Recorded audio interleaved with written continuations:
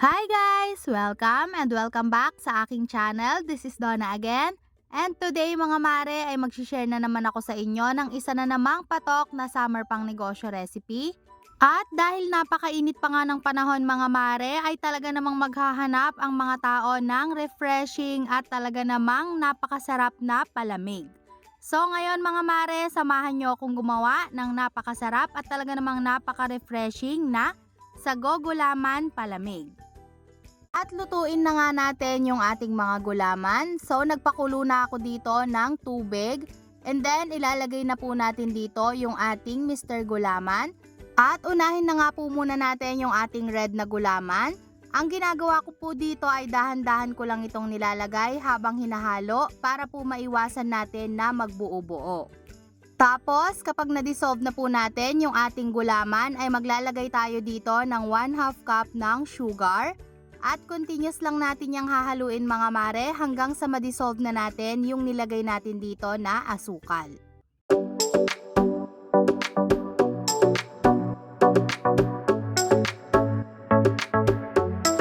At after natin yung haluin mga mare ay hintayin naman natin hanggang sa kumulo itong ating gulaman. At kapag kumulo na po itong ating gulaman ay hahaluin lang natin yan ng bahagya. Tapos ay pwede na nating patayin ang ating kalan. And then, i-transfer lang po natin yan sa ating molder.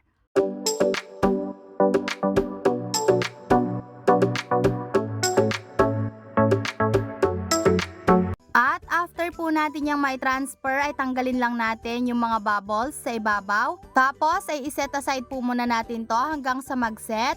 At kapag nga po tumigas na mga mare ay saka natin i-slice sa maliliit na piraso tulad po nito. Next naman mga mare ay yung ating yellow na gulaman. So same procedure lang din po yung gagawin natin. Nagpakulo na ako dito ng tubig and then ilalagay lang po natin ng dahan-dahan yung ating Mr. Gulaman habang hinahalo natin yan. And then after po natin yung haluin ay maglalagay pa rin tayo dito ng 1/2 cup ng sugar. At tuloy pa rin po tayo sa paghahalo hanggang sa ma-dissolve naman yung ating sugar. And then, hintayin lang po natin na kumulo itong ating gulaman. Hindi po natin ito kailangan pakuluan ng matagal mga mare. Kapag po kumulo na yan ay pwede na agad nating patayin yung ating kalan. At haluin lang natin yan ng bahagya para po matanggal yung mga bubbles. Tapos ay transfer na rin ulit natin ito sa ating molder. At hayaan lang natin hanggang sa mag-set. Saka po natin ito i-slice sa maliliit na piraso.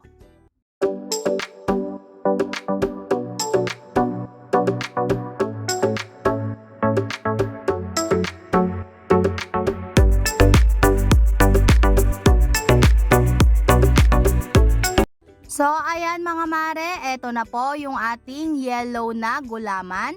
So ang next naman natin gagawin ay yung ating green na gulaman. Again, nagpakulo na ako dito ng tubig at same procedure pa rin yung gagawin natin. 1 liter lang pala yung nilalagay kong tubig dito mga mare para talagang mas makulay yung ating mga gulaman. Pero pwede naman po kayong maglagay ng hanggang 1.5 liter.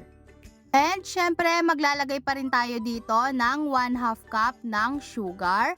And para po sa mga magtatanong kung bakit pa kailangan maglagay ng sugar, mas masarap po kasi kung may lasa din yung ating gulaman. Pero optional naman po ang paglalagay ng asukal. Kung ayaw nyo pong maglagay ay okay lang din.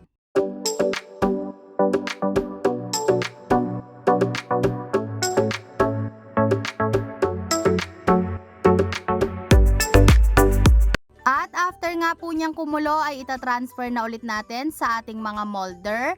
At after nyan ay saka po natin yan i-slice sa maliliit na piraso katulad nito. At after po nating mai-prepare o maluto yung ating mga gulaman, ay ilagay lang natin yan sa mga lagayan katulad nitong nakikita nyo. And gagamit din ako dito mga mare ng sago at kakulay din yan ng ating mga gulaman. So meron din ako ditong green, yellow, and red na sago. At hindi ko na rin po ipinakita kung paano natin ito lutuin dahil alam ko naman na alam nyo na kung paano yan lutuin. Eto naman mga mare ang gagamitin nating base ng ating palamig. So meron po ako ditong 4.5 liters ng tubig. And gagamit din tayo dito mga mare ng ating 2 can ng condensed milk. And syempre gagamit pa rin tayo dito ng ating 2 cans ng evaporated milk and yung ating 2 cups of sugar. And unahin na nga po nating ilagay dito yung ating 2 cups of sugar. At hahaluin lang natin yan guys ng mabuti para po ma-dissolve talaga natin yung ating asukal.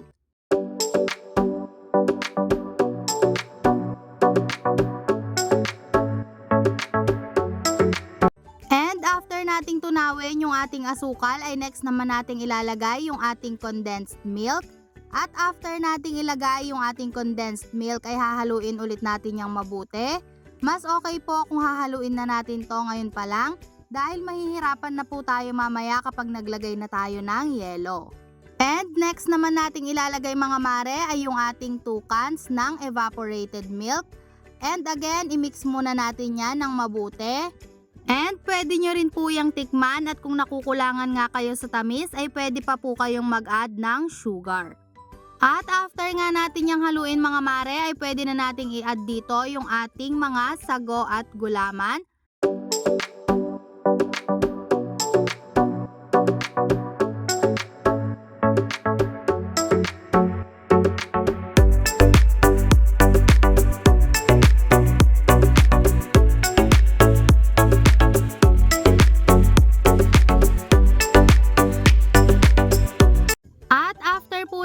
Mailagay yung ating mga sago at gulaman. Ang next naman po ay maglalagay na tayo dito ng ating yelo. So pwede po kayong gumamit dito ng tube ice o kaya naman po ay yung bloke. Sa akin po ang gagamitin ko ay yung tube ice dahil wala po akong mahanap o mabilhan dito sa amin ng bloke. Pero mas maganda po sana kung yung bloke ang gagamitin natin dahil mas matagal po yun na matunaw. So ayan mga mare, ganyan lang po kadali ang paggawa sa ating sago at gulaman na palamig. At para naman po sa presyo nitong ating sagot gulaman palamig, depende po yan kung anong size ng cup na gagamitin ninyo. Kung gagamit po kayo ng 12 ounce na cup ay pwede nyo po yung ibenta ng 10 pesos. And kung gagamit naman po kayo ng 16 ounce na cup ay pwede nyo ibenta ng 15 to 20 pesos. And bahala na po kayong mag-add, depende po kung magkano ang nagastos nyo sa mga ingredients na ginamit. So ayun lang mga mare, ganun lang kadali at meron na tayong refreshing na pangnegosyo recipe ang ating sagot gulaman palamig. At kung naghahanap po kayo ng pangnegosyo recipe na pwede nyong iterno sa inyong turon o kaya naman ay sa lumpia ay perfect na perfect po talaga itong ating sagot gulaman palamig. So hanggang dito na lang mga mare, sana po nagustuhan nyo ang ating pangnegosyo recipe for today. And thank you so much guys for watching and see you again on my next video. God bless!